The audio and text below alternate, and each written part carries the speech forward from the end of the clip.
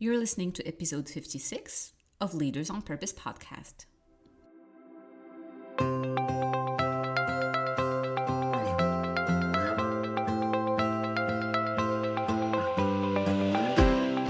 Hi everyone, and welcome back to Leaders on Purpose podcast. This is your host, Manel Bernousi. So excited to be back behind this mic. It's been a while, and I'll tell you why.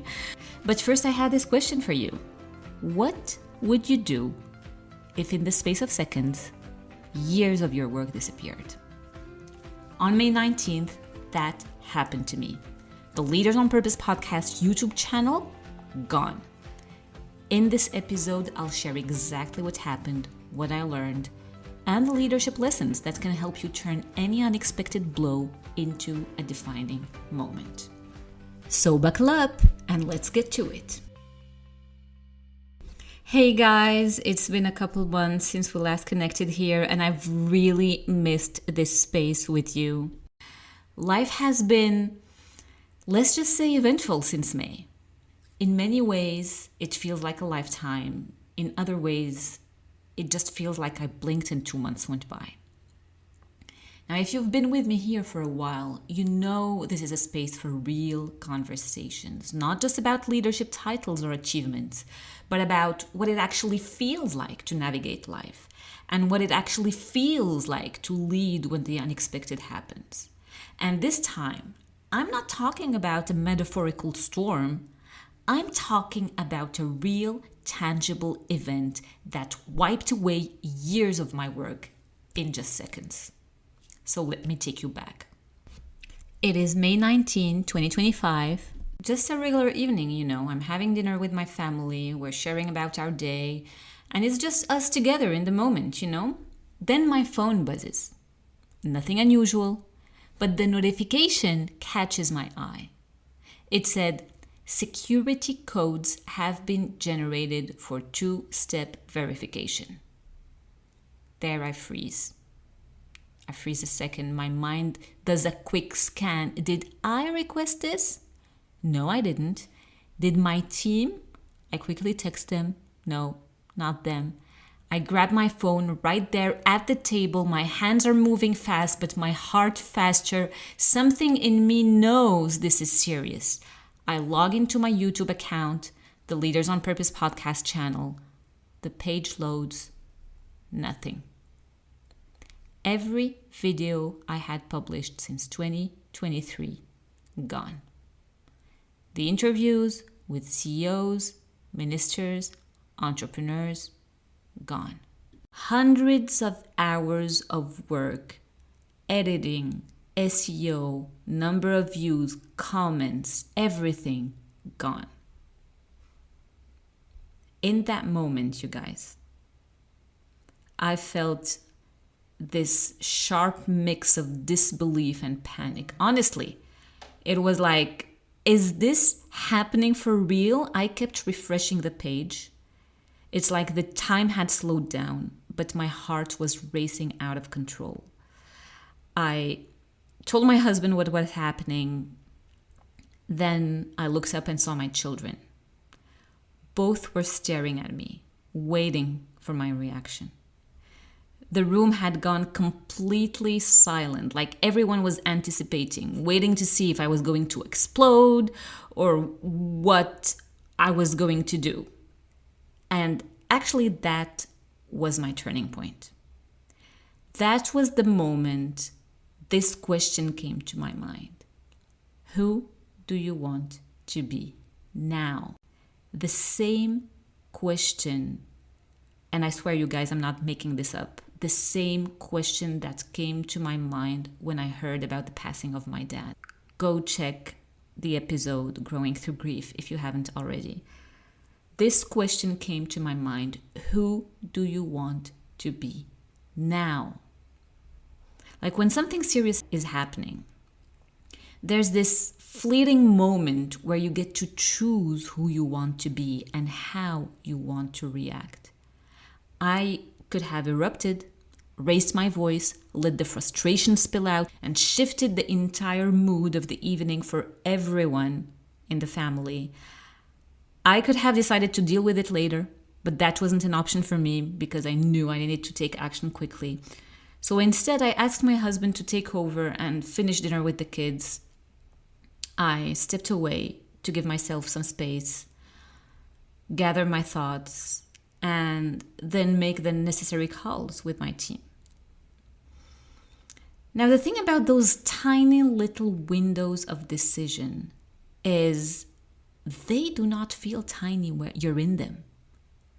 They feel massive, and they have a ripple effect, not just on what happens next, but on how the people around you will remember that moment. So as I finished my calls and got back to my room, the kids were already off to bed. And there on my desk, I found this little note. In my son's handwriting, Jad, it simply said, "Good luck, Mom. Don't stress. Everything will be okay." It stopped me in my tracks. I sat down and read it again, slowly this time. And in that moment, I realized this is what leadership really is. Not the platform, not the content, not even the amount of work itself, but the way you show up in the eyes of the people who matter most.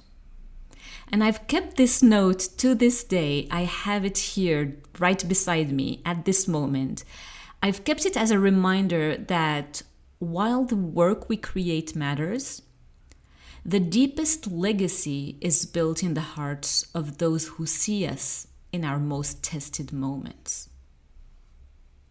It's like being in the office when a project goes wrong and your team is watching to see if you'll assign blame, if you'll blame anyone for it, or if you'll find solutions.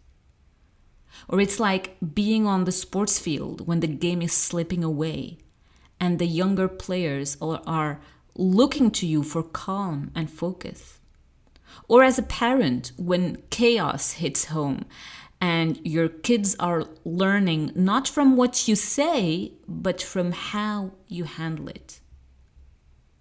In the end, people remember how you made them feel in those moments more than the outcome itself. Anyway, after that, with the support of my husband, I took some time to go through the logs and the emails and try to trace back what had happened. That's when we saw it. The hack had come from Pakistan. Requested by someone or not, I don't want to go into that. The fact is that the hackers are from Pakistan because you can actually trace back all the connections to your Google account. And on May 19th, there it was in black and white. Someone had logged in from Pakistan and they had managed to bypass the two-factor authentication. Now, just for the context, the basic level of security is your login and password, right? Two-factor authentication is an extra step that is supposed to protect you. It is when you also need your phone to confirm that it's really you trying to log in. So despite the fact that I had the two-factor authentication on, they managed to get in. But here's something I wasn't aware of at the time, and I'm sharing it with you now so you can avoid going through the same thing. When you activate Google's two-step verification, they give you a secret set of 10 backup codes. Each of those codes can get you into the account without touching your phone, your email, or your authenticator app. They are meant for emergencies. But here's the catch. If someone else has them or manages to copy them, they have a direct key to your account. And I wasn't even aware they existed. But the hackers managed to generate those codes and match them, and so they got in. So here's your takeaway. If you have backup codes, go check where they are.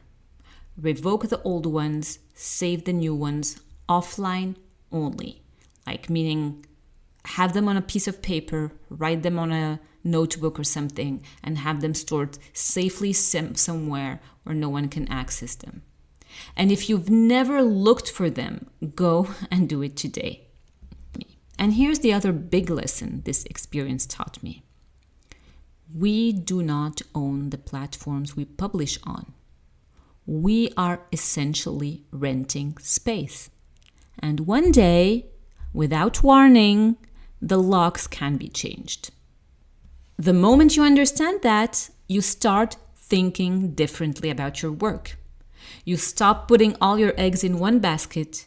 You focus on building not just on a platform, but around a mission, around a purpose, one that lives beyond any single channel or format. Because I have to say, YouTube has been completely useless in handling this situation. Even though I'm a YouTube partner program, content creator, all I got was automated emails and no convincing client support to investigate the matter. But here's the truth. The hackers deleted my content, yes, but they did not touch the mission. Because purpose cannot be hacked. They did not touch the community we've built here. And they did not touch my commitment to keep showing up no matter what. So to whoever did this, I hope that one day, instead of tearing down, you will choose to build. It is a much more demanding road and a much more rewarding one as well. Until then, know this. I will keep building and I will keep inviting others to do the same. You may have deleted the videos, but you did not touch the mission. Yes, you delayed me a couple of months. Yes, you disrupted the flow. But in truth, you also gave me something, a renewed clarity and a fire you will never put out. Content lives online. Purpose lives in people. And that you cannot hack. Thankfully, all the episodes since 2021, long before I even started the YouTube channel, are still available on Apple Podcasts, Spotify, Amazon Music, and I continue to share my work on Instagram, LinkedIn, and now on TikTok as well, since the hack. I am starting over on YouTube. I've lost a lot of views. All the comments, all the numbers no longer reflect the reality of the interactions we've had, but it is what it is. The real asset for me has never been the numbers. It's the community. It's the conversations you and I have when we meet, when we connect offline. That is the real gem. And that's where the growth is happening for all of us. And no one can take that away from us. I've decided I don't want to give more space or energy to who or why someone would do such a thing. But I do want to give space to you guys, the incredible people who reached out to me when I shared what happened on LinkedIn. The flood of messages reminded me that this is so much bigger than a channel. And I want to honor some of the messages. Let me go through some of them. Here we go. All right, this one is from Zakia, and she says, they can hack and delete content, but they will never hack the mind behind it. Keep shining even brighter. Thank you so much, Zakia. It means the world, really. This one is from Nasser, and he's saying, your podcast is a source of inspiration to many. We stand behind you and your contribution to grow leaders. I truly appreciate you, Nasser. Don't give up. Your work is tremendously meaningful, and minds are already shaped by your smile and contributions. This one was from Emily. Thank you so much, Emily. It truly means a lot. All right, there's another one. Leaders on Purpose has been on my TV for many weeks now, and it has brought amazing influence to me. I invite all my network to watch the podcast. Thank you, guys. Really, reading these words is like having a crowd of friends in my corner, reminding me that the mission stands. And that's what I want to focus on now, and the leadership lessons that come out of this. So here's what I took away, and I hope this helps you, because your hack might not be digital this time. I do not wish that for you. But we all face moments when something we've built is suddenly taken away. So number 1, stay calm in the storm. Your first reaction matters. It sets the tone for how you will recover and for how people will remember you that moment. If I had let anger or panic take over that night, I've lost my focus and maybe even hurt relationships that matter to me. And I get it. Sometimes you feel like snapping back, getting petty, saying something sharp just to feel heard. But the truth is, it almost never fixes the problem. As a leader, we've got to stop, think, and choose the outcome that's best for everyone involved. Because if your solution leaves everyone worse off, that's not leadership. There is absolutely no pride in that. Number 2, focus on what you can control. Standing our ground with calm isn't easy. Talking about our feelings in a way that builds, not destroys, isn't easy either. But it is something we can do. Because when we let things bottle up, we eventually explode, and that often causes more harm than good. Thinking that the quick relief from saying something hurtful will help us is actually wrong. It fades fast. The real strength is finding a way forward that helps you and the people around you move ahead. That night, I couldn't bring back the deleted files, but I could rebuild. I could start uploading again. I could protect my accounts better, and I could lean on my community. So focus on what you can control. The third thing I'm taking away with me is your mission is bigger than the medium. Leaders on Purpose is not just a YouTube channel. It's a vision, a voice, and a community. And communities survive. They even grow beyond any one platform. All right, number 4 now. Turn adversity into fuel. This setback didn't end me. It lit a fire, you guys. Believe me, it lit a fire. It made me double down on why I started this journey in the first place. And this is where you come in. If you've ever found value in this podcast, this is the time to show up and share some love. Go to the YouTube channel, hit subscribe, like the videos, comment, not just to grow the numbers, but to tell the story that this community cannot be silenced. This hack did not stop me. This hack will not stop us. It reminded me that I am committed to this mission, to bringing you conversations that inspire, challenge, and connect us. And I'm more determined than ever to protect and share them. Okay, 5th and final takeaway. Practice detachment. This experience was also a great reminder that nothing is permanent and nothing is guaranteed. Platforms change, algorithms shift, accounts disappear, sometimes overnight. We don't truly own any of it. And when you understand that, you stop clinging so tightly to the things that can be taken away, and you start pouring more of yourself into the things that can't. Your values, your purpose, your relationships, and the impact you leave behind. So here's your takeaway today. When life pulls the rug from under you, who do you choose to be now? You get to decide. Is life happening to me, or is life happening for me? Do I stop or do I rise? Is this the end or is this the beginning of something new? Let me know. Share your story with me on LinkedIn or Instagram. Tag me at Manal Bernousi, MANAL, I would love to celebrate your resilience.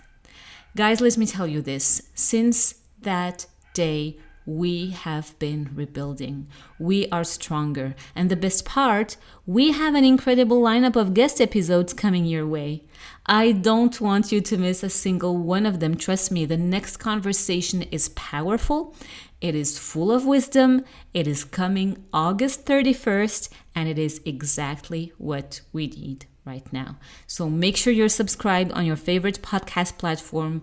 Go on YouTube, share some love, follow us on social media. We are back, we are rising strong, and we are, as always, leading on purpose. I'll see you very soon. That is it. Thank you so much for spending your most precious asset with me, which is your time. I am so grateful. If you like what you hear, please take a quick second to hit subscribe, write a review, and share with a friend. Spread the love. If you think it's something they could benefit from, that will make a huge difference to keep this podcast going. I make it my mission to bring you as much valuable content as possible and absolutely incredible guests. I am back every other Sunday. Thank you so much again for listening, and I hope you have an amazing day.